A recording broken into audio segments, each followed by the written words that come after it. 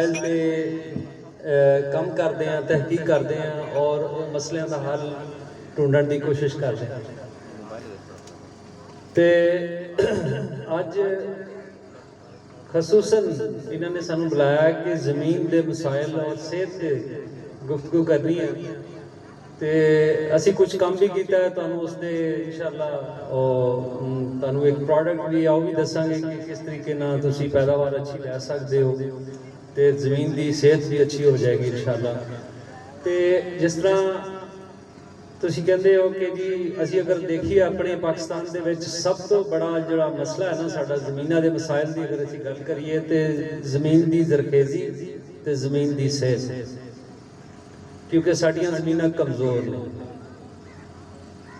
जिस तरीके ना सानू जिंदा रहने लई खुराक की जरूरत है, तो अल्लाह ताला ने जिहड़ी खुराक है पौधों की, साडी खुराक जिहड़ी ना वो पौधों च रखी है, यानी पौधे साढ़े वास्ते खुराक तैयार करते हैं। और ये पौधे खुराक कितों लेंदे ने? इस जमीन तो हासिल करते। अल्लाह ताला ने खुराक का जखीरा जमीन च रखा, और ये उस तरह ही है जिस तरह तुहाडा एक बैंक दे विच अकाउंट है जिथों तुसीं पैसे लेंदे हो और खर्चा करते हो और पैसे इस्तेमाल होते जाते हैं। बिल्कुल उस तरह जमीन के अंदर खुराक की अल्लाह ताला ने खजाना रखा है, और हर चीज़ की जिस तरह अकाउंट तुहाडा खत्म हो रहा है, इसी तरह ये खजाना भी आहिस्ता आहिस्ता घटदा घट गया, यानी खाली हो जा रहा है। और दिन ब दिन सानू वो खुराक नूं पूरा करने वास्ते मुख्तलिफ खादां इस्तेमाल करनियां पैंदियां ने, और खादां की वजह नाल फिर साडी पैदावार होंदी है। तुसीं देख रहे हो कि खादां दे बावजूद भी हुण साडी पैदावार जिहड़ी ना वो या तो रुक गई है या घटना शुरू हो गई है, यानी ज्यादा पैदावार नहीं आ रही। उसकी वजह यह है कि असी जमीन नूं इस तरीके ने इस्तेमाल किया, इस बेदर्दी ने इस्तेमाल किया है कि जिस तरह असी अपने मौसम नूं खराब कर लिया। बहुत सारी मौसमी तब्दीलियां आ रही हैं, बेमौसमी बारिशां हो रही हैं। इस तरीके ना असी जमीन नूं इस तरीके नाल इस्तेमाल किया कि उहदा जिहड़ी वो जरखेज़ी है वो घट गई। मेरे दोस्तों, जिस तरह साडी असी जिहड़ी खुराक खाने उहदे विच सानू असी कहने मुतवाजन खुराक खाओ, डॉक्टर भी कहता मुतवाजन सेहत अच्छी करनी है तो मुतवाजन खुराक खाओ, जिहदे विच सानू मुख्तलिफ अज़ा की जरूरत पैंदी है कि सानू रोटी भी खानी है, गोश्त भी खाना, मुख्तलिफ चीज़ां असी खाने हैं। लेकिन वो डॉक्टर जरा तुहानू बाज़ बात चेक करके ना एक मल्टी विटामिन लिख दिंदा या मिनरल लिखदा कि यह गोली खाओ तो तुसीं ठीक हो जाओगे। उसकी वजह है कि वो खुराक दे विच चीज़ां साडी खुराक दे विच मौजूद नहीं है, यानी सानू प्रोटीन की भी जरूरत है, कार्बोहाइड्रेट की जरूरत है, विटामिन की भी जरूरत है, हर चीज़ की जरूरत है। इसलिए असीं सलाद भी खाने, मुख्तलिफ चीज़ां खा के अपनी खुराक नूं बैलेंस कर सकते, मुतवाजन खुराक खाने, फिर जाके बंदे की सेहत जड़ी ना वो बहाल होती है या अच्छी सेहत होती है, सेहतमंद। सेम इसी तरह पौधे की जड़ी पौधा खुराक दे सिर दे ही बढ़दा, और खुराक उन्हें मिलेगी तो पैदावार दिंदा। तुसीं देखिया होना कि पौधे के बाज़ पौधे के उत्ते फुल लगते हैं गिर जाते, फल लग गया गिर गया, वजह की है? क्योंकि पौधा उतनी ही जितनी उन्होंने खुराक मिलती है जमीन तो उन्ने ही अपने फुल बचाता। उस तो बाद जो देखता कि जी खुराक हुण मेरे को घट है, मैं इनू बीज जड़े ने या फल पैदा मैं थोड़े कर सकता, तो अपने फल गिरा देना, सिर्फ उन्ने फल रखता जिन्ने वो अपनी नस्ल को बचाना चाहता ताकि उसकी नस्ल अगे बढ़े। ये अल्लाह का निज़ाम है, ये कुदरती तौर पर पौधे के अंदर रखा कि जिन्नी खुराक होती उसके मुताबिक फल पैदा करता। अगर उन्हें खुराक पूरी मिलेगी तो वो पौधा अपनी जी असीं कहते ना कि जी मैक्सिमम ज्यादा से ज्यादा जिन्नी पैदावार दे सकता, जिन्नी उच्च अहलियत होंदी वो दिंदा। तुसीं देखिया होना कि असीं भी मुख्तलिफ जिमीदारां नूं मिलदे हां, कोई जिमीदार 40 मन लै रहा कणक, कोई 50 मन लै रहा, कोई 55 मन लै रहा, कोई 70 मन लै रहा। मैं अपने सामने जिमीदार की पैदावार खुद देखिया, 82 मन 15 किलो, 82 मन 15 किलो। हुण तुसीं सुन के कहंदे हो कि शायद झूठ बोलदे, नहीं हुंदी है। लेकिन ये पैदावार अच्छी लैण वास्ते तुहाडी असल चीज़ है, पहले तुहाडा बीज अच्छा होना चाहिए, जमीन की तैयारी अच्छी होनी चाहिए है, जमीन नूं खुराक पूरी मिले, यानी सारिया चीज़ां जो तुसीं करदे हो तो फिर तुहाडी पैदावार अच्छी हुंदी जांदी है और तुसीं एक टारगेट नूं अचीव कर लेंदे या उस हद नूं अचीव कर लेंदे जिहदा पौधे दा पूरी खुराक मिली तो पूरी पैदावार होंदी। हुण तुसीं इस चीज़ नूं समझ लो कि साडीआं ज़मीनां दे विच 100% ये पौधे की खुराक दे विच मेरे दोस्तों 16 तो 17 अज्जा ने जिहड़े पौधे नूं चाहीदे ने, जिहड़े अल्लाह ताला ने उस पौधे की साडी खुराक या उस पौधे वास्ते तैयार कीते ने कि अल्लाह ताला ने कुछ अज्जा ने उन्होंने फ्री रख दिया। ठीक है जी, ये 16 अज्जा दे विच असीं इहदे दो ग्रुप बनाने हैं, मेजर ते माइनर, यानी असीं कहंदे अनासरे कबीरा अनासरे सगीरा। अनासरे कबीरा का मतलब वो खुराक दे अज्जा जिहड़े ज्यादा मिकदार च चाहिए और अनासरे सगीरा उन अज्जा नूं कहंदे ने खुराकी अज्जा पौधे दे जिहड़े थोड़े थोड़े चाहिए, बहुत थोड़ी मिकदार च। ठीक है जी, ये दो ग्रुप असी हदबंदी करते हैं कि जी पौधे की खुराक के लिहाज नाल असीं दो ग्रुप बना ले। उहदे विच सब तो जिहदी ज्यादा पौधे नूं खुराक चाहिदी आ वो हैगा कार्बन, हाइड्रोजन, ऑक्सीजन।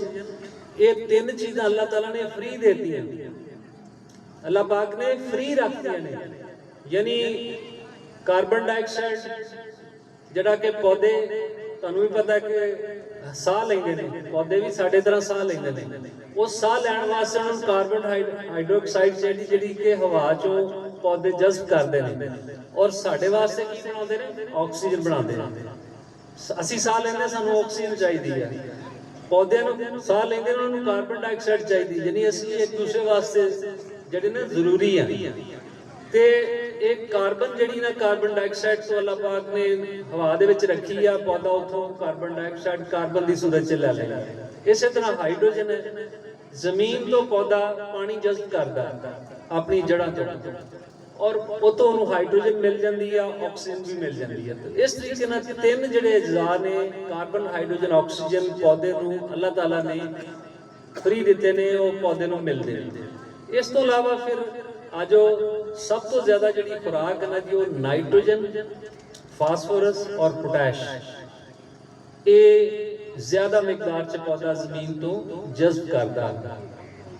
अच्छा, नाइट्रोजन की गल करते हैं, ये मेरे भाईओ साड़ियाँ जमीनां इतनियां कमजोर ने कि पूरे पाकिस्तान की अगर असीं गल करिए किधरे भी कोई ऐसी जमीन नहीं कि जिहदे विच असीं कहिए कि इहदे विच नाइट्रोजन पूरी है। सानू नाइट्रोजन खाद या किसी भी सूरत च नाइट्रोजन अगर असीं पावांगे फिर असीं पैदावार लै सकांगे।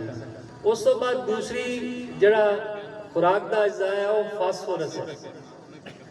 फास्फोरस भी अल्लाह ताला ने एक ऐसा अज्जा है कि ये पौधे च जिहड़ी कह लो कि उहदी प्रोटीन है, उहदा हिस्सा है। प्रोटीन हर बंदे नूं चाहिदी है, पौधे नूं भी चाहिदी है, उहदा एक लाजमी हिस्सा फास्फोरस ते नाइट्रोजन है और फास्फोरस भी पौधा जमीन तो जज़ब करता और साडियां 80% तो ज़्यादा जमीनां ने जिहड़ियां फास्फोरस की कमी का शिकार ने और फास्फोरस की कमी नूं पूरा करन वास्ते असीं मुख्तलिफ खादां जिहड़ियां ना इस्तेमाल करते हैं, जिस DAP है, SSP है, TSP है, सिंगल सुपर फास्फेट है, ट्रिपल सुपर फास्फेट है, नाइट्रोफास फास्फोरस का सोर्स इस्तेमाल करते हैं। इसी तरह नाइट्रोजन की खुराक पूरा करने वास्ते असीं यूरिया खाद इस्तेमाल करते हैं, फिर असीं DAP च भी नाइट्रोजन होंदी है उस भी इस्तेमाल करते हैं। तो असीं नाइट्रोजन की खादां इस्तेमाल करते हैं ताकि उसकी नाइट्रोजन की पौधे की जरूरत को पूरा करिए और जो वो जरूरत पूरी होती है तो पैदावार पूरी। इस तरह पोटाश जिहड़ा ना ये एनर्जी दिंदा है पौधे नूं और खुराक के बनन के अमल नूं तेज करता है। हुण साडियां अल्लाह ताला ने जमीन दे विच भी पोटाश रखिया, लेकिन आहिस्ता आहिस्ता हुण असीं फसलां जो बहुत ज़्यादा लगाण लग पे हैं, साल च 2-2 3-3 फसलां लगदियां ने तो पोटाश की कमी भी आना शुरू हो गई है। नहरी पानी तो भी कुछ पोटाश मिल जाता सी, लेकिन हुण सानूं पोटाश पाउणा पै रहा है क्योंकि साडियां जमीनां फास्फोरस भी असीं कढ लिया। वो जिस तरह मैं मिसाल दी सी ना कि तुसीं ਆਪਣੇ ਬੈਂਕ ਚੋਂ ਪੈਸੇ ਕਢਾਉਂਦੇ ਹੋ ਤੇ ਉਹ ਖਾਲੀ ਹੁੰਦਾ, ਐਸੇ ਤਰ੍ਹਾਂ ਇਹ ਵੀ ਖਾਲੀ ਹੋ ਰਿਹਾ। ਜਿਸ ਤਰ੍ਹਾਂ ਜਿਹਦੀ ਇੱਕ ਹੋਰ ਸਾਦਾ ਮਿਸਾਲ ਹੈ, ਘਰ ਦੇ ਵਿੱਚ ਤੁਸੀਂ ਦਾਣੇ ਭੜੋਲੇ 'ਚ ਪਾ ਲੈਂਦੇ ਨਾ ਤੇ ਹਰ ਮਹੀਨੇ ਕੱਢ ਕੇ ਆਟਾ ਪਸਾਉਂਦੇ ਤੇ ਉਹ ਭੜੋਲਾ ਖਾਲੀ ਹੁੰਦਾ ਸਾਲ ਬਾਅਦ। ਇਸੇ ਤਰ੍ਹਾਂ ਹੀ ਜ਼ਮੀਨ ਦਾ ਵੀ ਅਕਾਊਂਟ ਖਾਲੀ ਹੋ ਰਿਹਾ। ਔਰ ਇਹ ਜਿਹੜੇ 3000 ਨੇ ਸਰ, ਇਹ ਤਿੰਨੋਂ ਤਕਰੀਬਨ कह लो नाइट्रोजन 100% साड़ी जमीन च कमी है, फास्फोरस की 80% कमी है, पोटाश की तकरीबन 60% जमीन च कमी है। और एक कमी को पूरा करने लिए असी खादा इस्तेमाल करते हैं जिन्होंने असी कीमई खादा कह देते हैं। इस तो अलावा फिर दूसरी किस्म की खादा ने जिन्होंने असी नबाताती खादा कह देते हैं, या साड़ी गोबर की खाद है, वो असी रूड़ी है, दरख्तों के पत्ते है, उन्होंने असी गाल साड़ के ते असी वो खाद के तौर पर, देसी खाद के तौर पर इस्तेमाल करते हैं। वो भी खुराक का जरिया है। ये उसकी वजह है कि खुराक जी है ना, जिस तरह पौधे अपनी जमीन तो लेंदे ने, तो पौधे के अंदर जमीन तो जी खुराक को जज्ब करता है ना, उस खुराक के विच तकरीबन 35% पौधे के अंदर मौजूद होती खुराक, और 65% जी ना फल में चली जाती है। हुण फल तो असीं इस्तेमाल करते हैं, बाकी जिहड़ा उहदा कह लो कि पौधे का बाकी हिस्सा आ वो वापस जमीन में जाना चाहिए, लेकिन नहीं जाता। असीं उहनूं जलाउण वास्ते इस्तेमाल कर लेने, या वैसे ही अग ला देने, वो चीज़ां ज़ाया हो जांदियां। लिहाजा असी देसी खाद भी तैयार करके गोबर की, या असी जी रूड़ी छुड़ी वो तैयार करके असी खादा पाते हैं। इस तो अलावा एक तीसरी किस्म है, असी बायो फर्टिलाइजर्स कहते हैं। बायो फर्टिलाइजर यानी हयातियाती खादा। हुण बायो का मतलब है जिंदा, हयात का मतलब जिंदा, यानी ऐसी खाद जिहदे अंदर कोई जिंदा चीज मौजूद है। एक है कि ना कीमई खाद, उसके अंदर तो केमिकल है, यूरिया है, DAP असी कहते हैं, तो केमिकल है।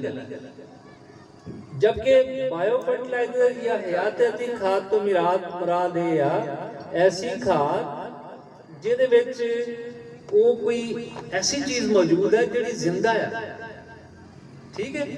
और ये जिंदा खाद की होने की वजह ना नाम सी बायो फर्टिलाइजर है। असी साडा जिहड़ा कौमी ज़री तहकीकाती इदारे का एक शोभा हैगा, जमीन ते असी रिसर्च करते हैं, उस असी ये बायो फर्टिलाइजर्स ते या हयातियाती खादां ते काम कर रहे हैं पिछले 25 साल तो। ते असी हुण वो प्रोडक्ट जिहड़े ने उहदियां खादां तैयार करके ते असी उहनूं मार्केट कर रहे हैं, बल्कि अगे किसानां तक जा रही है। साडा तो काम रिसर्च है, तहकीक करना, लेकिन उन्होंने लिजाण तुहाडे तक लैके आउण वास्ते कोई दरम्यान च ज़ाहिर है असीं किसी साडा सहारा लेना पैंदा, कोई प्राइवेट जिहड़ा बंदा या कंपनी उन्होंने लैके आए तुहाडे तक पहुँचाए, क्योंकि साडा उत्थों निकलना मुश्किल है। असीं ते काम करते हैं, रिसर्च साडा काम है, तो असीं वो प्रोडक्ट बनाई है जिहड़ी PRC ने बायोजोड के नाम से एक बायो फर्टिलाइजर है। वो इंशाअल्लाह तुहाडे तक साडे कंपनी के साथी भी आए ने, साकब साहब वो तशरीफ ले आए ने, उस कंपनी को असी ये प्रोडक्ट दिता है, पंजाब का गवर्नमेंट पंजाब का रजिस्टर्ड प्रोडक्ट है, और इंशाअल्लाह ये तुहाडे तक पहुँचेगा।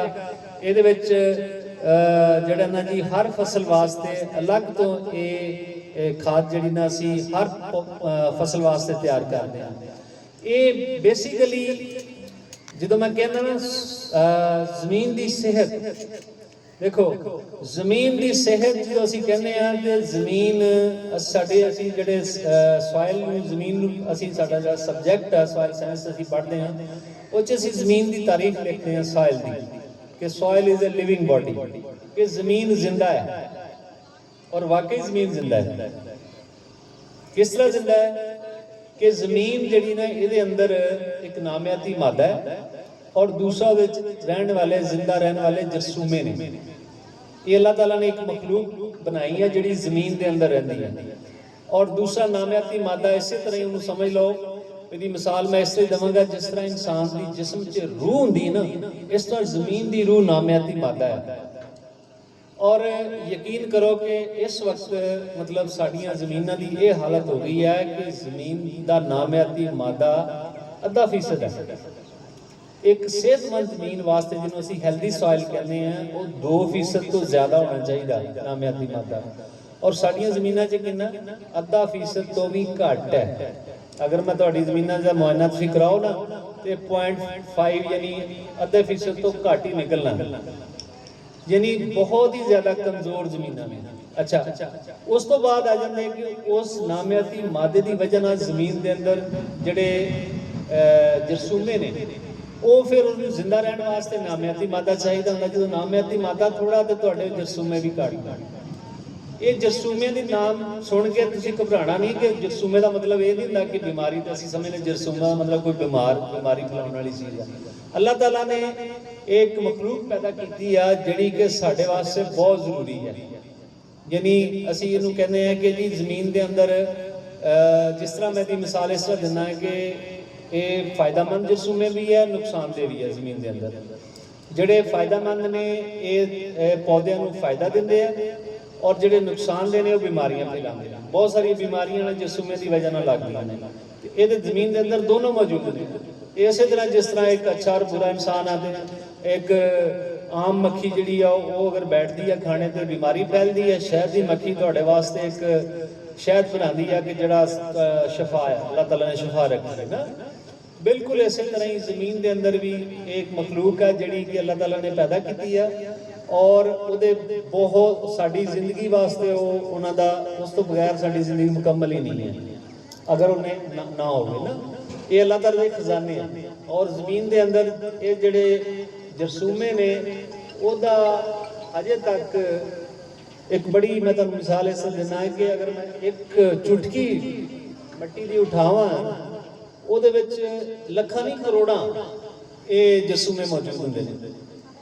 ਔਰ ਇਹ ਜਰਸੂਮਿਆਂ ਦਾ ਅਗਰ ਜਿਹੜੇ ਸਾਇੰਟਿਸਟ ਅਸੀਂ ਸਾਇੰਸਦਾਨ ਕੰਮ ਕਰ ਰਹੇ ਨਾ, ਹਜੇ ਤੱਕ ਉਹਦਾ 30% ਅਸੀਂ ਸਾਨੂੰ ਉਹਦਾ ਪਤਾ ਚੱਲਿਆ ਕਿ ਕਿਸ ਕਿਸਮ ਦੇ ਨੇ।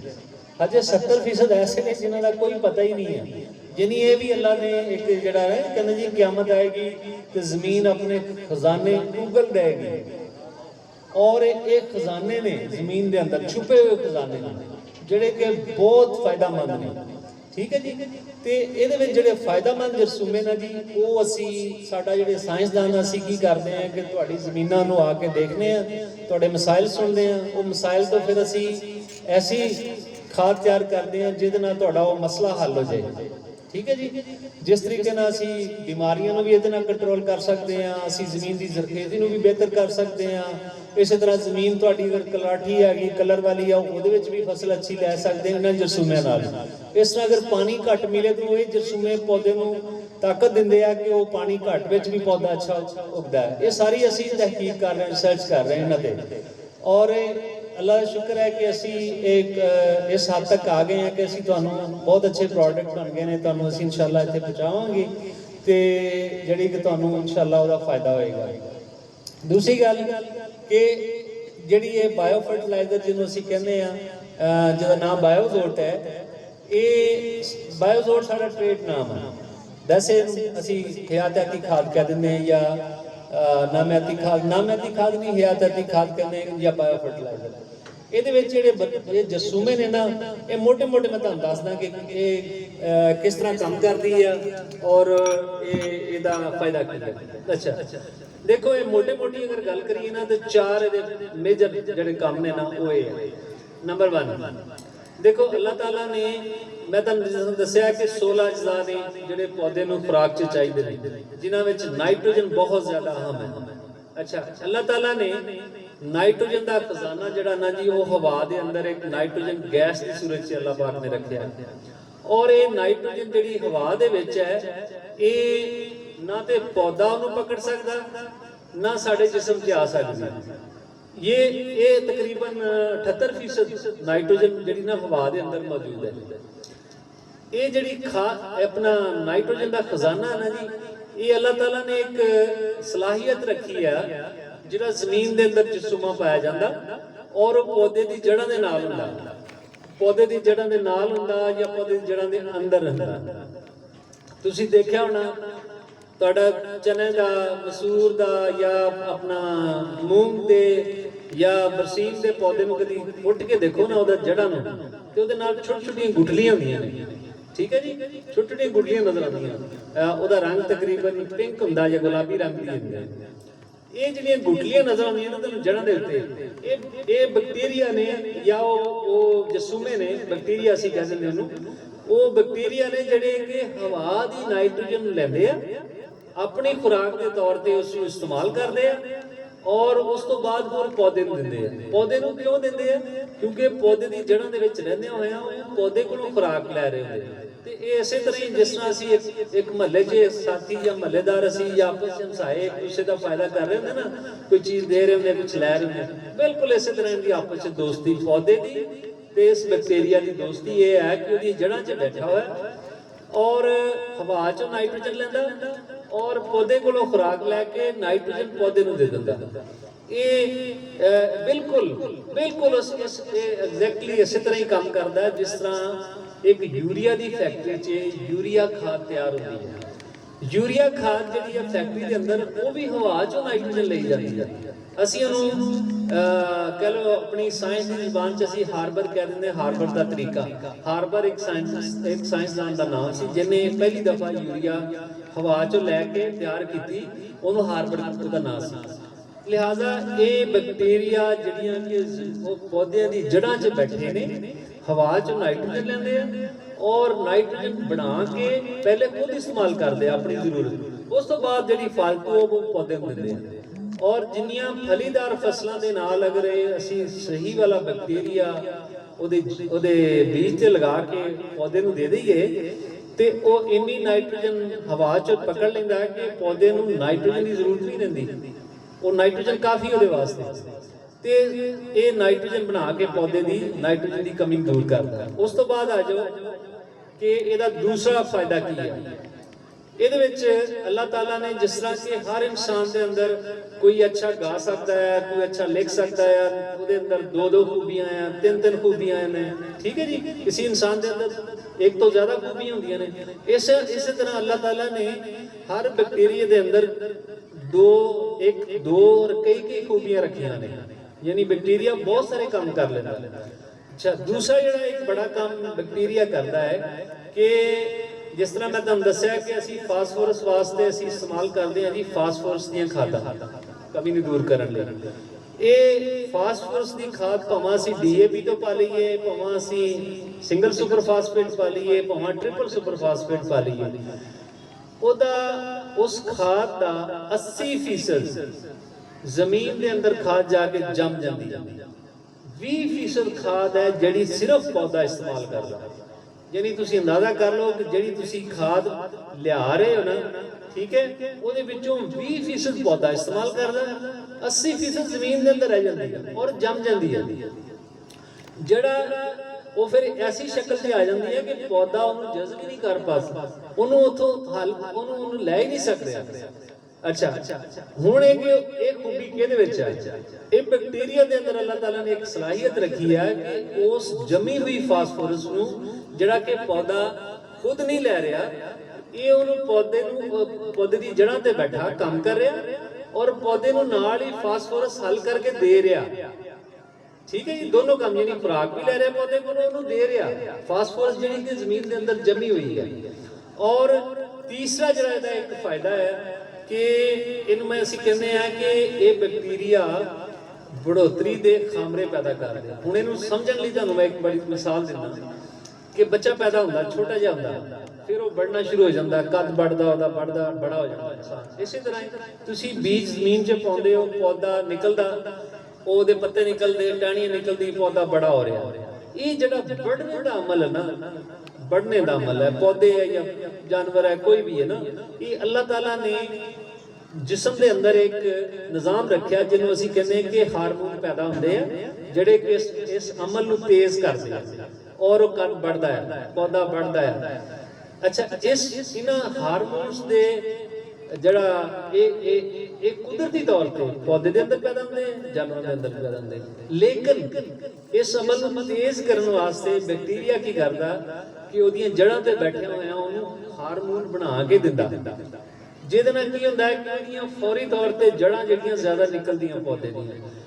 ਇਸ ਖਾਦ ਨੂੰ ਜਦੋਂ ਤੁਸੀਂ ਇਸਤੇਮਾਲ ਕਰੋਗੇ, ਬਾਇਓ ਫਰਟੀਲਾਈਜ਼ਰ ਨੂੰ, ਤੇ ਇਹਦਾ ਇੱਕ ਫਾਇਦਾ ਇਹ ਹੋਏਗਾ ਕਿ ਪੌਦੇ ਦੀ, ਕਿਉਂਕਿ ਉਹ ਅਸੀਂ ਬੀਜ ਦੇ ਉੱਤੇ ਉਹਨੂੰ ਲਗਾਉਂਦੇ ਆ, ਜੈਸੇ ਹੀ ਜੜ ਨਿਕਲਦੀ ਆ ਉਹ ਫੌਰਨ ਜੜ ਤੇ ਚਲਾ ਜਾਂਦਾ ਹੈ। ਫਿਰ ਉਹਨੂੰ ਜਦੋਂ ਖੁਰਾਕ ਮਿਲਣਾ ਸ਼ੁਰੂ ਹੁੰਦੀ ਹੈ ਤੇ ਆਪਣੇ ਆਪ ਨੂੰ ਵਧਾਉਣਾ ਸ਼ੁਰੂ ਕਰ ਦਿੰਦਾ, ਉਹ ਲੱਖਾਂ ਕਰੋੜਾਂ ਅਰਬਾਂ ਦੀ ਤਾਦਾਦ 'ਚ ਵੱਧ ਜਾਂਦੇ। ਔਰ ਜਦੋਂ ਹਾਰਮੋਨ ਦਿੰਦਾ ਪੌਦੇ ਨੂੰ ਤੇ ਜੜ੍ਹਾਂ ਫੈਲਣੀਆਂ ਸ਼ੁਰੂ ਹੋ ਜਾਂਦੀਆਂ, ਬਹੁਤ ਜੜ੍ਹਾਂ ਬਣਦੀਆਂ। ਅੱਛਾ, ਯਾਦ ਰੱਖੋ, ਜਿਸ ਪੌਦੇ ਦੀਆਂ ਜੜ੍ਹਾਂ ਸਟਰੋਂਗ ਹੋਣਗੀਆਂ, ਮਜ਼ਬੂਤ ਹੋਣਗੀਆਂ, ਜ਼ਿਆਦਾ ਹੋਣਗੀਆਂ ਤਾਂ ਖੁਰਾਕ ਵੀ ਜ਼ਿਆਦਾ ਲਏਗਾ, ਜ਼ਮੀਨ ਜ਼ਿਆਦਾ ਤੋਂ ਖੁਰਾਕ ਲਏਗਾ। ਜਦੋਂ ਖੁਰਾਕ ਜ਼ਿਆਦਾ ਲਏਗਾ ਤਾਂ ਪੌਦੇ ਦੇ ਅੰਦਰ ਖੁਰਾਕ ਜ਼ਿਆਦਾ ਆਏਗੀ। ਜਦੋਂ ਖੁਰਾਕ ਜ਼ਿਆਦਾ ਆਏਗੀ ਤੇ ਪੌਦਾ ਸਿਹਤਮੰਦ ਹੋਏਗਾ।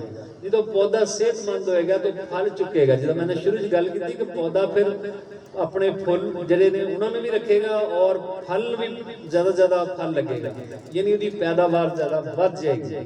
ਇਹ ਹਾਰਮੋਨ ਜਿਹੜੇ ਨੇ ਇਸ ਤਰੀਕੇ ਨਾਲ, ਇੱਕ ਇਹਨੂੰ ਦੂਸਰੇ ਤਰੀਕੇ ਨਾਲ ਅਸੀਂ ਇਹ ਕਹਿੰਦੇ ਹਾਂ ਕਿ ਜਦੋਂ ਕੋਈ ਇਨਸਾਨ ਦੇ ਅੰਦਰ ਤਾਕਤ ਆ ਜਾਂਦੀ ਆ, ਮਜ਼ਬੂਤੀ ਆ ਜਾਂਦੀ ਆ ਤੇ ਉਹਨੂੰ ਬਿਮਾਰੀ ਵੀ ਨਹੀਂ ਲੱਗਦੀ। ਬਿਮਾਰੀ ਜਲਦੀ ਉਹਦਾ ਕੁਝ ਨਹੀਂ ਕਰਦੀ, ਉਹਨੂੰ ਗਰਮੀ ਸਰਦੀ ਦਾ ਇੰਨਾ ਅਸਰ ਨਹੀਂ ਹੁੰਦਾ। ਯਾਨੀ ਉਹ ਪੌਦਾ ਅਸੀਂ ਉਹਨੂੰ ਕਹਿੰਦੇ ਦਬਾਓ ਕਿਸੇ ਕਿਸਮ ਦਾ, ਜਿਹੜਾ ਉਹਨੂੰ ਕਮ ਪਾਣੀ ਤੋਂ ਆ ਰਿਹਾ, ਜ਼ਿਆਦਾ ਪਾਣੀ ਤੋਂ ਆ ਰਿਹਾ, ਗਰਮੀ ਤੋਂ ਆ ਰਿਹਾ, ਸਰਦੀ ਤੋਂ ਆ ਰਿਹਾ, ਕਿਸੇ ਕਿਸਮ ਦਾ ਦਬਾਅ ਆ ਪੌਦੇ ਦੇ ਅੰਦਰ। ਤਾਕਤ ਜਦੋਂ ਆ ਜਾਂਦੀ ਖੁਰਾਕ ਦੀ ਵਜ੍ਹਾ ਨਾਲ, ਜ਼ਿਆਦਾ ਖੁਰਾਕ ਦੀ ਵਜ੍ਹਾ ਨਾਲ, ਉਹਨੂੰ ਫਿਰ ਇਹ ਚੀਜ਼ਾਂ ਅਸਰ ਨਹੀਂ ਕਰਦੀਆਂ। ਉਹ ਫਿਰ ਤੁਹਾਨੂੰ ਪੌਦੇ ਦੀ ਝਾੜ ਜਿਹੜਾ ਨਾ ਉਹ ਵੱਧ ਜਾਂਦਾ। ਤੇ ਅਸੀਂ ਜ਼ਿੰਮੇਦਾਰਾਂ ਨੂੰ ਕਹਿੰਦੇ ਆ ਕਿ ਇਹ ਖਾਦ ਅਗਰ ਤੁਸੀਂ ਇਸਤੇਮਾਲ ਕਰੋਗੇ ਤੇ ਤੁਹਾਡੀ 15 ਤੋਂ 20% ਪੈਦਾਵਾਰ ਜਿਹੜੀ ਹੈ ਵੱਧ ਜਾਏਗੀ। ਇਹਦਾ ਦੂਸਰਾ ਫਾਇਦਾ ਕੀ ਹੈ? ਜਿਸ ਤਰ੍ਹਾਂ ਮੈਂ ਤੁਹਾਨੂੰ ਕਿਹਾ ਹੈ ਕਿ ਜ਼ਮੀਨ ਦੀ ਸਿਹਤ ਜਿਹੜੀ ਹੈ ਉਹ ਕਿਸ ਤਰ੍ਹਾਂ ਬਿਹਤਰ ਹੋਏਗੀ। ਮੈਂ ਤਾਂ ਸ਼ੁਰੂ 'ਚ ਕਿਹਾ ਸੀ ਕਿ ਜੀ ਨਾਮਿਆਤੀ ਮਾਦਾ ਘਟ ਗਿਆ ਤੇ ਫਾਇਦਾਮੰਦ ਜਰਸੂਮੇ ਵੀ ਜ਼ਮੀਨ 'ਚ ਘਟ ਗਏ। ਇਹ ਫਾਇਦਾਮੰਦ ਜਰਸੂਮੇ ਜਦੋਂ ਅਸੀਂ ਪਾਣੇ ਸ਼ੁਰੂ ਕਰ ਦਿਆਂਗੇ, ਜ਼ਮੀਨ ਦੇ ਅੰਦਰ ਇਸਤੇਮਾਲ ਕਰਨੇ ਸ਼ੁਰੂ ਕਰ ਦਿਆਂਗੇ ਤੇ ਇਹ ਫਾਇਦਾਮੰਦ ਜਰਸੂਮੇ ਜ਼ਮੀਨ ਦੇ ਅੰਦਰ ਬੰਦਣਾ ਸ਼ੁਰੂ ਹੋ ਜਾਣਗੇ, ਰਹਿਣਾ ਸ਼ੁਰੂ ਹੋ ਜਾਣਗੇ ਤੇ ਆਹਿਸਤਾ ਆਹਿਸਤਾ ਤੁਹਾਡੀ ਜ਼ਮੀਨ ਦੀ ਜਿਹੜੀ ਸਿਹਤ ਹੈ ਨਾ ਉਹ ਬਿਹਤਰੀ ਦੀ ਤਰਫ ਜਾਣਾ ਸ਼ੁਰੂ ਹੋ ਜਾਏਗੀ। ਤੇ ਇਸ ਦੇ ਨਾਲ ਹੀ ਮੈਂ ਇਸ ਦੀ ਜਿਹੜੀ ਅਫਾਦੀਅਤ ਹੈ ਉਹ ਇਹ ਹੈ, ਇੱਕ ਮਤਲਬ ਪਿਛਲੇ ਸਾਲ ਤੁਸੀਂ ਵੀ ਦੇਖਿਆ ਹੋਣਾ ਕਿ ਜਿਹੜੀ ਰਸਟ ਦੀ ਬਿਮਾਰੀ ਸੀ, ਜਿਹਨੂੰ ਅਸੀਂ ਯੈਲੋ ਰਸਟ ਕਹਿੰਦੇ ਆ, ਇਹ ਬਹੁਤ ਜ਼ਿਆਦਾ ਸਾਡੀ ਕਣਕ ਨੂੰ ਆਈ ਔਰ ਬਹੁਤ ਸਾਰੀਆਂ ਵੈਰਾਈਟੀਆਂ ਜਿਹੜੀਆਂ ਅਸੀਂ ਕਹਿੰਦੇ ਸੀ ਕਿ ਇਹ ਰਸਟ ਰੈਜ਼ਿਸਟੈਂਟ ਨੇ ਜਾਂ ਰਸਟ ਨਹੀਂ ਇਹਨਾਂ ਨੂੰ ਲੱਗਦੀ, ਉਹ ਪਤਾ ਚੱਲਿਆ ਕਿ ਕੁਝ ਵੈਰਾਈਟੀਆਂ ਨੇ ਜਿਹਨਾਂ ਨੂੰ ਨਹੀਂ ਲੱਗੀ, ਬਾਕੀ ਸਾਰੀਆਂ ਨੂੰ ਲੱਗ ਗਈ। ਯਾਨੀ ਕੁਦਰਤੀ ਤੌਰ ਤੇ ਮੌਸਮ ਐਸਾ ਆਈਡੀਅਲ ਮਿਲ ਗਿਆ ਜਿਸ 'ਚ ਸਾਨੂੰ ਪਤਾ ਲੱਗ ਗਿਆ ਕਿ ਸਾਡੀਆਂ ਫਲਾਣਾ ਵੈਰਾਈਟੀਆਂ ਨੇ ਉਹ ਬਚ ਚੱਲਣਗੀਆਂ। ਲਿਹਾਜ਼ਾ ਇਸ ਸਾਲ महकमा ज़राअत वाले सारे कह रहे हैं जी फलानी वैरायटी लगाओ क्योंकि रस्ट तो रेजिस्टेंट है, ये रस्ट उन्होंने नहीं आ रहा। अच्छा, असी ये देखा कि यह प्रोडक्ट असी जिथे जिथे भी इस्तेमाल कराया ना, सानू असी नहीं सी इस क्लेम कर रहे, लेकिन जिमीदार ने सानू दस्या कि जी जिथे असी बायोजोड लगाया साडी फसल नू रस्ट आके फिर खत्म हो गया या रुक गया, बीमारी रुक गई। वो बीमारी रुकी, किस तरह रुक गई? बीमारी इस तरह होगी कि जो पौधे के अंदर ताकत है, खुराक है, तो वो जितना एक सेहतमंद बंदे ने बीमारी नहीं लगती जल्दी, इस तरीके ना पौधे के अंदर अगर खुराक पूरी है, सेहतमंद है, तो बीमारी करीब नहीं आती, तो बीमारी रुक गई। तो लिहाजा असी तुहानू रिकमेंड करांगे कि तुसी ये, क्योंकि कौमी अदारा है साडा ज़राअत दा, ते असी तुहाडी बेहतरी वास्ते काम कर रहे हैं, क्योंकि साडियां नौकरियां तुहाडी वजह नाल।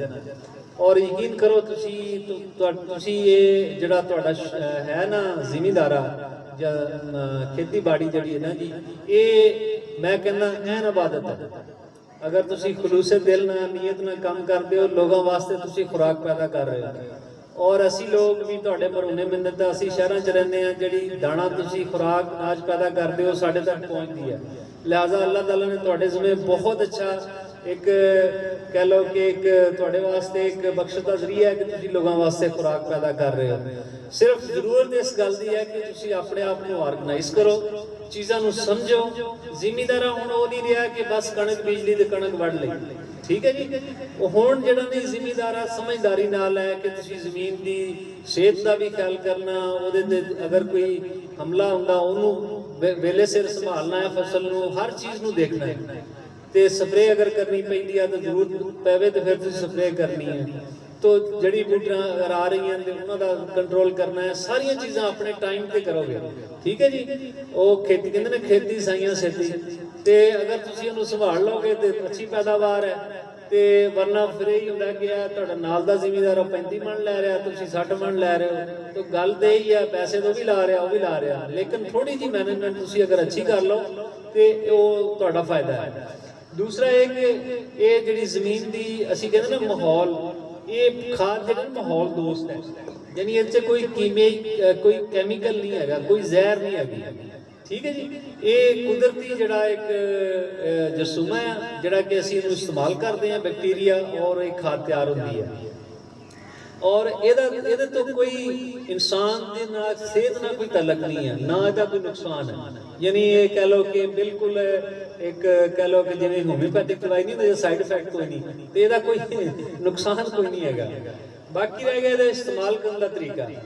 ਇਸਤੇਮਾਲ ਕਰਨ ਦਾ ਤਰੀਕਾ ਬੜਾ ਆਸਾਨ ਹੈ ਕਿ ਤੁਸੀਂ ਇਹ ਪੈਕਟ ਅੱਧਾ ਕਿਲੋ ਦਾ, ਇਹ ਅੱਧਾ ਕਿਲੋ ਜਿਹੜਾ ਪੈਕਟ ਹੈ 30 ਕਿਲੋ ਬੀਜ ਵਾਸਤੇ ਕਾਫੀ ਹੁੰਦਾ।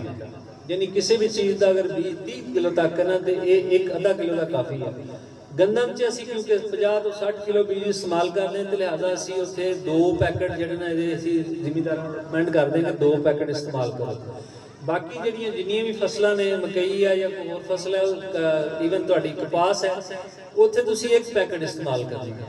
ਔਰ ਲਗਾਉਣ ਦਾ ਤਰੀਕਾ ਇਹ ਹੈ ਕਿ ਕਿਉਂਕਿ ਪਾਊਡਰ ਬਹੁਤ ਥੋੜਾ ਹੁੰਦਾ ਹੈ, ਅੱਧਾ ਕਿਲੋ ਨਾ ਥੋੜੀ ਮਿਕਦਾਰ ਹੈ, ਕੋਸ਼ਿਸ਼ ਇਹ ਕਰਨੀ ਹੈ ਕਿ ਸਾਰੇ ਦਾ ਸਾਰਾ ਬੀਜ ਨੂੰ ਲੱਗੇ। ਉਹਦੇ ਵਾਸਤੇ ਤੁਸੀਂ ਇੱਕ ਪਲਾਸਟਿਕ ਦੀ ਸ਼ੀਟ ਵਿਛਾਣੀ ਹੈ, ਉਹਦੇ ਤੇ ਬੀਜ ਢੇਰੀ ਕਰ ਲਓ, ਔਰ ਉਹਨੂੰ ਉਹਦੇ ਬੀਜ ਨੂੰ ਗਿੱਲਾ ਕਰਨ ਵਾਸਤੇ ਜਾਂ ਕਿ ਚਿਪਕ ਜਾਏ ਤੇ ਤੁਸੀਂ ਚੀਨੀ ਦਾ ਮਹਿਲੂਲ ਤਿਆਰ ਕਰਨਾ ਜਾਂ ਚੀਨੀ ਦਾ ਸ਼ਰਬਤ ਬਣਾਉਣਾ। ਘਰ ਦੇ ਵਿੱਚ ਤੁਸੀਂ ਸ਼ਿਕੰਜਵੀ ਬਣਾਉਂਦੇ ਹੀ ਹੋ, ਜਿੰਨਾ ਕਿ ਮਿੱਠੀ ਸ਼ਿਕੰਜਵੀ ਹੁੰਦੀ ਨਾ ਉਨਾ ਹੀ ਮਿੱਠਾ ਰੱਖਣਾ ਹੈ। ਹੁਣ ਸਮਝ ਗਏ ਨਾ ਕਿ ਜਿਹੜਾ ਤੁਸੀਂ ਪਾਣੀ ਤਿਆਰ ਕਰਨਾ ਉਹ 'ਚ ਉਨਾ ਹੀ ਮਿੱਠਾ ਹੋਣਾ ਚਾਹੀਦਾ ਜਿੰਨਾ ਅਸੀਂ ਸ਼ਿਕੰਜਵੀ ਵਾਸਤੇ ਤਿਆਰ ਕਰਦੇ ਹਾਂ। ਉਸ ਪਾਣੀ ਨੂੰ ਬੀਜ ਦੇ ਉੱਤੇ ਛਿੜਕਾਓ ਕਰਕੇ ਤੇ ਉਹਦੇ ਪਲਾਸਟਿਕ ਦੇ ਕੋਨੇ ਪਕੜੋ ਜਾਂ ਹੱਥ ਨਾਲ ਉਹਨੂੰ ਹਿਲਾ ਕੇ ਸਾਰੇ ਬੀਜ ਨੂੰ, ਤੇ ਉਹ ਸਾਰੇ ਬੀਜ ਨੂੰ ਪਾਣੀ ਚੀਨੀ ਦਾ ਲੱਗ ਜਾਏਗਾ, ਔਰ ਬੀਜ ਚੀਨੀ ਦਾ ਮਹਿਲੂਲ ਹੋਣ ਦੀ ਵਜ੍ਹਾ ਨਾਲ ਥੋੜੇ ਚਿਪਕਣੇ ਹੋ ਜਾਣਗੇ। ਇਹ ਚੀਨੀ ਦਾ ਮਕਸਦ ਹੀ ਲਗਾਉਣ ਦਾ, ਚੀਨੀ ਦੇ ਸ਼ਰਬਤ ਲਗਾਉਣ ਦਾ ਮਕਸਦ ਹੈ ਕਿ ਇਹ ਪਾਊਡਰ ਹੈ, ਇਹ ਪਾਊਡਰ ਜਿਹੜਾ ਨਾ ਬੀਜ ਦੇ ਉੱਤੇ ਚਿਪਕ ਜਾਏ, ਲਿਹਾਜ਼ਾ ਅਸੀਂ ਚੀਨੀ ਦਾ ਮਹਿਲੂਲ। ਹਾਂ, ਕਈ ਲੋਕ ਕਹਿੰਦੇ ਜੀ ਗੁੜ ਇਸਤੇਮਾਲ ਕਰ ਲਈਏ, ਅਸੀਂ ਉਹਨੂੰ ਰਿਕਮੈਂਡ ਨਹੀਂ ਕਰਦੇ। ਉਹਦੀ ਵਜ੍ਹਾ ਹੈ ਕਿ ਦੇਖੋ ਚੀਨੀ ਜਿਹੜੀ ਨੇ ਤੁਸੀਂ ਕਹਿੰਦੇ ਰਿਫਾਈਨਡ ਸ਼ੂਗਰ ਹੈ, ਇਹ ਗੁੜ ਜਿਹੜਾ ਨਾ ਇਹ ਰਾ ਸ਼ੂਗਰ ਹੈ, ਉਹਨੂੰ ਬਾਅਦ ਫੰਗਸ ਲੱਗ ਜਾਂਦੀ ਜਾਂ ਕੋਈ ਹੋਰ ਇਹਦੇ 'ਚ ਮਸਲਾ ਹੁੰਦਾ ਹੈ। ਲੇਕਿਨ ਰਿਫਾਈਨਡ ਸ਼ੂਗਰ ਇਸਤੇਮਾਲ ਕਰੋ, ਚੀਨੀ ਹਰ ਘਰ 'ਚ ਹੁੰਦੀ ਹੈ। ਤੇ ਅਸੀਂ ਕਹਿੰਦੇ ਹਾਂ ਕਿ ਗੰਦਮ ਦਾ ਅਗਰ 50 ਕਿਲੋ ਬੀਜ ਹੈ, ਉਹਦੇ ਵਾਸਤੇ 1.5 ਲੀਟਰ ਪਾਣੀ, 1.5 ਲੀਟਰ ਪਾਣੀ, 1.5 ਪੌ ਚੀਨੀ। ਜ਼ਿਮੀਂਦਾਰ ਨੂੰ ਸਮਝਾਉਣ ਵਾਸਤੇ ਮੈਂ ਕਹਿੰਦਾ ਕਿ 1.5 ਪੌ ਚੀਨੀ ਇੰਨੀ ਦੀ ਜਿੰਨੀ ਤੁਹਾਡੇ ਹੱਥ ਦੇ ਵਿੱਚ ਹੈ, ਇੱਕ ਹੱਥ ਦੇ ਵਿੱਚ ਐਸਾ ਤੁਸੀਂ ਪਾ ਲਓ ਨਾ, ਇਹ ਭਰ ਲਓ ਤੇ 1.5 ਪੌ ਚੀਨੀ ਆ ਜਾਂਦੀ ਹੈ। ਪਾਣੀ 'ਚ ਪਾ ਕੇ ਅੱਛੀ ਤਰ੍ਹਾਂ ਉਹਨੂੰ ਹੱਲ ਕਰ ਲਓ। ਮਿੱਠਾ ਬੇਸ਼ੱਕ ਚੈੱਕ ਕਰ ਲਓ, ਜਿੰਨਾ ਕਿ ਉਹ ਮਿੱਠਾ ਹੋਣਾ ਚਾਹੀਦਾ ਸਾਡੀ ਸ਼ਿਕੰਜਵੀ ਦਾ ਉਹਨਾਂ ਕਿ ਮਿੱਠਾ ਹੋਣਾ ਚਾਹੀਦਾ। ਉਸ ਤੋਂ ਬਾਅਦ ਤੁਸੀਂ ਉਹ ਚੀਨੀ ਦਾ ਮਹਿਲੂਲ ਲਗਾ ਕੇ ਅੱਛੀ ਤਰ੍ਹਾਂ ਜਦੋਂ ਬੀਜ ਦੇ ਉੱਤੇ ਲੱਗ ਜਾਏ, ਫਿਰ ਇਹਨੂੰ ਪੈਕਟ ਨੂੰ ਖੋਲੋ, ਉਹਦੇ ਉੱਪਰ ਪਾ ਕੇ ਬੀਜ ਦੇ ਉੱਤੇ ਫਿਰ ਉਹਨੂੰ ਬੀਜ ਨੂੰ ਹਿਲਾਓ, ਅੱਛੀ ਤਰ੍ਹਾਂ ਹਿਲਾਓਗੇ ਤਾਂ ਸਾਰੇ ਦਾ ਸਾਰਾ ਬੀਜ ਇਹਦੇ ਬੀਜ ਦੇ ਉੱਤੇ ਇਹ ਚਿਪਕ ਜਾਏਗਾ, ਔਰ ਸਾਰੇ ਬੀਜ ਜਿਹੜੇ ਨੇ ਕਾਲੇ ਰੰਗ ਦੇ ਹੋ ਜਾਣਗੇ। ਇਹ ਕਾਲੇ ਰੰਗ ਦਾ ਪਾਊਡਰ। ਅੱਛਾ, ਦੂਸਰੀ ਗੱਲ ਹੈ ਕਿ ਤੁਸੀਂ ਅਗਰ ਸਮਝਦੇ ਹੋ ਕਿ ਜੀ ਮੇਰੇ ਹੱਥ ਕਾਲੇ ਹੁੰਦੇ ਨੇ, ਤੇ ਤੁਸੀਂ ਇਦਾਂ ਕਰੋ, ਦਸਤਾਨੇ ਇਸਤੇਮਾਲ ਕਰ ਲਓ, ਜਿਹੜੇ ਅਸੀਂ ਕਿਚਨ ਵਾਸਤੇ ਇਸਤੇਮਾਲ ਕਰਦੇ ਹਾਂ, ਜਾਂ ਹੱਥ ਤੇ ਲਿਫਾਫੇ 2 ਸ਼ੌਪਰ ਚੜਾ ਲਓ, ਆਮ ਸ਼ੌਪਰ ਹੱਥਾਂ ਚੜਾ ਕੇ ਤੁਸੀਂ ਉਹਦੇ ਨਾਲ ਕਰ ਲਓ। ਅਗਰ ਨਹੀਂ ਵੀ ਹੱਥ ਨਾਲ ਵੀ ਕਰਨਾ ਹੈ ਤੇ ਹੱਥ ਧੋ ਲਓ, ਬਾਅਦ 'ਚ ਕੁਝ ਵੀ ਨਹੀਂ ਹੈ, ਇਹ ਮਿੱਟੀ ਹੈ ਇਹਦੇ ਅੰਦਰ ਨਾ, ਇਹ ਕਾਲੇ ਰੰਗ ਦੀ ਮਿੱਟੀ ਹੈ ਜਿਹੜੀ ਹੱਥ ਧੋਣ ਨਾਲ ਸਾਫ਼ ਹੋ ਜਾਂਦੀ ਹੈ, ਔਰ ਇਹ ਕੋਈ ਨੁਕਸਾਨਦੇਹ ਚੀਜ਼ ਨਹੀਂ ਹੈ, ਕੋਈ ਜ਼ਹਿਰ ਨਹੀਂ ਹੈਗੀ। ਅੱਛਾ, ਜਿਸ ਤਰ੍ਹਾਂ ਹੁਣ ਜ਼ਹਿਰ ਤੋਂ ਯਾਦ ਆਇਆ, ਕੁਝ ਲੋਕ ਸਵਾਲ ਕਰਦੇ ਨੇ ਕਿ ਜੀ ਅਸੀਂ ਬੀਜ ਨੂੰ ਜ਼ਹਿਰ ਲਾਇਆ ਸੀ, ਜਾਂ ਅਸੀਂ ਉਹ ਫਫੂੰਦੀ ਵਾਸਤੇ ਅਸੀਂ ਫੰਜੀਸਾਈਡ ਜਿਹਨੂੰ ਅਸੀਂ ਕਹਿੰਦੇ ਹਾਂ ਉਹ ਲਗਾਇਆ, ਜਾਂ ਅਸੀਂ ਕੀੜੇ ਮਾਰ ਦਵਾ ਕਈ ਨੂੰ ਅਸੀਂ ਮੀਡਾਕੋਲ ਲਗਾਉਂਦੇ ਹਾਂ, ਤੇ ਉਹਦੇ ਨਾਲ ਤਾਂ ਨਹੀਂ ਕੋਈ ਮਸਲਾ, ਬੈਕਟੀਰੀਆ ਮਰ ਤਾਂ ਨਹੀਂ ਜਾਏਗਾ, ਐਸੀ ਕੋਈ ਗੱਲ ਨਹੀਂ। ਤੁਸੀਂ ਜਿਹੜੀ ਵੀ ਦਵਾਈ ਆ, ਅਗਰ ਫੰਜੀਸਾਈਡ ਹੈ ਉਹ ਬੀਜ ਨੂੰ ਪਹਿਲੇ ਲਾ ਲਓ, ਲਗਾਉਣ ਤੋਂ ਬਾਅਦ ਉਹ ਤਕਰੀਬਨ, ਕਿਉਂਕਿ ਵੈਸੇ ਵੀ ਤੁਹਾਨੂੰ ਕੁਝ ਦਿਨ ਉਹਨੂੰ ਲਗਾ ਕੇ ਬੀਜ ਨੂੰ ਰੱਖਣਾ ਪੈਂਦਾ ਤਾਂ ਕਿ ਉਹਦਾ ਅਸਰ ਹੋ ਜਾਏ ਦਵਾਈ ਦਾ। ਇਹਨੂੰ ਤੁਸੀਂ ਲਗਾਉਣਾ ਹੈ ਬਜਾਈ ਦੇ ਐਨ ਜਦੋਂ ਬਜਾਈ ਸ਼ੁਰੂ ਕਰਨੀ ਹੈ ਉਸ ਵਕਤ ਇਹਨੂੰ ਲਗਾ ਕੇ ਬੀਜ ਨੂੰ ਥੋੜਾ ਜਿਹਾ ਫੈਲਾ ਦਿਓ ਤਾਂ ਕਿ ਹਵਾ ਲੱਗ ਜਾਏ, ਬੀਜ ਥੋੜਾ ਜਿਹਾ ਖੁਸ਼ਕ ਹੋ ਜਾਏ। ਉਸ ਤੋਂ ਬਾਅਦ ਤੁਸੀਂ ਇਹਨੂੰ ਛੱਟੇ ਨਾ ਕਰ ਦਿਓ ਜਾਂ ਡਰਿਲ 'ਚ ਪਾ ਕੇ ਕਰ ਦਿਓ। ਦੋਨੋਂ ਤਰੀਕਿਆਂ ਨਾਲ ਇਹ ਇਸਤੇਮਾਲ ਕੀਤੀ ਜਾ ਸਕਦੀ ਹੈ। ਹਾਂ, ਇਹ ਹੋ ਸਕਦਾ ਕਿ ਤੁਸੀਂ ਜਦੋਂ ਲਗਾ ਰਹੇ ਹੋ ਤੁਹਾਡੇ ਕੋਲ ਪਾਣੀ ਜ਼ਿਆਦਾ ਲੱਗ ਜਾਏ ਤੇ ਪਾਣੀ ਵਿੱਚ ਜ਼ਿਆਦਾ ਅਗਰ ਲੱਗ ਜਾਏ ਤਾਂ ਪਰੇਸ਼ਾਨ ਹੋ ਜਾਏਗਾ, ਪਤਾ ਨਹੀਂ ਕੀ ਹੋ ਜਾਏਗਾ। ਪਰੇਸ਼ਾਨ ਨਹੀਂ ਹੋਣਾ। ਅਗਰ ਪਾਣੀ ਥੋੜਾ ਸਾ ਜ਼ਿਆਦਾ ਲੱਗ ਗਿਆ, खेत की मिट्टी खुश्क लवो, ऊपर थोड़ी जी डाल पा के उन्होंने बीज नूं हिला दिओ ताकि खुश्क हो जाए। और क्योंकि मिट्टी इन्हें मिट्टी च जाना है, ਇਹਦਾ ਕੋਈ ਨੁਕਸਾਨ ਨਹੀਂ ਹੈ। ਮਿੱਟੀ ਨਾਲ ਕੋਈ ਖੁਸ਼ ਕਰ ਦਿਓ ਬੀਜ ਨੂੰ, ਉਸ ਤੋਂ ਬਾਅਦ ਤੁਸੀਂ ਉਹਨੂੰ ਇਸਤੇਮਾਲ ਕਰ ਲਓ। ਤੇ ਇਸ ਤੋਂ ਇਲਾਵਾ ਇੱਕ ਜਿਹੜੀ ਇਹ 'ਚ ਇhtiyat ਹੋਰ ਹੈਗੀ ਆ ਕਿ ਇਹਨੂੰ ਲਗਾ ਕੇ ਖੁੱਲਾ ਨਹੀਂ ਛੋੜਨਾ, ਧੁੱਪ ਨਹੀਂ, ਕਿਉਂਕਿ ਜਿਹੜੇ ਇਹ ਜਰਸੂਮੇ ਨੇ ਨਾ ਜੀ, ਇਹ ਬੈਕਟੀਰੀਆ ਇਸ ਧੁੱਪ ਦੀ ਵਜ੍ਹਾ ਨਾਲ, ਸੂਰਜ ਦੀ ਰੋਸ਼ਨੀ ਦੀ ਵਜ੍ਹਾ ਨਾਲ ਮਰਦੇ ਨੇ। ਕਿਉਂਕਿ ਇਹ 'ਚ UV ਲਾਈਟਸ ਹੁੰਦੀਆਂ ਜੀ, ਅਲਟਰਾਵਾਇਲਟ ਜਿਹਨੂੰ ਅਸੀਂ ਰੇਜ਼ ਕਹਿੰਦੇ ਹੁੰਦੀਆਂ ਨੇ, ਜਿਹਦੇ ਨਾਲ ਇਹ ਜਰਸੂਮੇ ਮਰਦੇ ਨੇ। ਇੱਕ ਗੱਲ ਹੋਰ ਮੈਂ ਤੁਹਾਨੂੰ ਦੱਸਾਂ ਕਿ ਦੁਨੀਆ 'ਚ ਜਿਹੜੀ ਜ਼ਰਾਅਤ ਹੈ ਨਾ, ਉਹ ਹੁਣ ਕਹਿੰਦੇ ਨੇ ਕਿ ਜੀ ਘੱਟ ਤੋਂ ਘੱਟ ਬਹੁਤ ਜ਼ਮੀਨ ਨੂੰ। ਉਹਦੀ ਵਜ੍ਹਾ ਹੈ ਕਿ ਜਦੋਂ ਅਸੀਂ ਜ਼ਮੀਨ ਨੂੰ ਇੰਜ ਖੋਲ੍ਹਦੇ ਹਾਂ ਨਾ, ਹਲ ਚਲਾਉਂਦੇ ਹਾਂ, ਤੇ ਉਹ ਜਦੋਂ ਖੁੱਲ੍ਹਦੀ ਹੈ ਤਾਂ ਉਹਦੇ ਸਾਰੇ, ਜਦੋਂ ਧੁੱਪ ਲੱਗਦੀ ਤੇ ਬਹੁਤ ਸਾਰੇ ਜਿਹੜੇ ਬੈਕਟੀਰੀਆ ਨੇ, ਫਾਇਦਾਮੰਦ ਬੈਕਟੀਰੀਆ ਨੇ, ਉਹ ਮਰਦੇ ਨੇ ਧੁੱਪ ਨਾਲ। ਤੇ ਇਸ ਲਈ ਅਸੀਂ ਅੱਜ ਕੱਲ੍ਹ ਜਦ ਦੁਨੀਆ 'ਚ ਪ੍ਰਮੋਟ ਹੋ ਰਹੀ ਹੈ ਜ਼ੀਰੋ ਟਿਲ ਕਰੋ, ਘੱਟ ਜ਼ਮੀਨ ਨੂੰ ਖੋਲੋ, ਯਾਨੀ ਘੱਟ ਤੋਂ ਘੱਟ ਹਲ ਚਲਾਓ। ਇਹ ਵੀ ਇਹ ਕਨਸੈਪਟ ਦੁਨੀਆ 'ਚ ਆਇਆ ਕਿ ਪੈਦਾਵਾਰ ਤੁਸੀਂ ਹੁਣ ਨਹੀਂ ਲੈ ਸਕਦੇ ਹੋ, ਘੱਟ ਤੋਂ ਘੱਟ ਵੀ ਹਲ ਚਲਾ ਕੇ, ਜ਼ਰੂਰੀ ਨਹੀਂ ਕਿ ਬਹੁਤ ਜ਼ਿਆਦਾ ਹਲ ਚਲਾਉਣਾ ਹੈ। ਤੇ ਇਸ ਲਈ ਇਹਦੀ ਇhtiyat ਇਹ ਆ ਕਿ ਇਹਨੂੰ ਤੁਸੀਂ ਜਦੋਂ ਲਗਾਓ ਇਹਨੂੰ ਢੱਕ ਦਿਓ, ਜਾਂ ਤੁਸੀਂ ਸਾਇਆਦਾਰ ਜਗ੍ਹਾ ਤੇ, ਦਰਖਤ ਦੇ ਸਾਏ ਤੇ, ਸਾਏਦਾਰ ਦਰਖਤ 'ਚ ਜਗ੍ਹਾ ਤੇ ਬੈਠ ਕੇ ਲਗਾਓ। ਉਸ ਤੋਂ ਬਾਅਦ ਡੇਲ 'ਚ ਪਾ ਦਿਓ ਜਾਂ ਛੱਟਾ ਕਰ ਦਿਓ। ਸੀ ਸੁਹਾਗਾ ਕਰੋਗੇ ਉਹ ਜ਼ਮੀਨ 'ਚ ਮਿਕਸ ਹੋ ਜਾਏਗੀ, ਬੀਜ ਜ਼ਮੀਨ ਦੇ ਅੰਦਰ ਚਲਾ ਗਿਆ, ਬੈਕਟੀਰੀਆ ਨੂੰ ਕੁਝ ਨਹੀਂ ਹੁੰਦਾ। ਠੀਕ ਹੋ ਗਿਆ। ਤੇ ਇਸ ਤੋਂ ਇਲਾਵਾ ਅਸੀਂ ਕੋਈ ਅਗਰ ਮੇਰੇ ਜ਼ਿਮੀਦਾਰ ਭਾਈ ਦਾ, ਭੈਣ ਦਾ ਕੋਈ ਸਵਾਲ ਹੋਵੇ ਤੇ ਉਹ ਖੁੱਲ੍ਹ ਕੇ ਪੁੱਛ ਸਕਦੇ ਆ, ਕੋਈ ਐਸਾ ਮਸਲਾ ਨਹੀਂ, ਸਵਾਲ ਪੁੱਛੋ।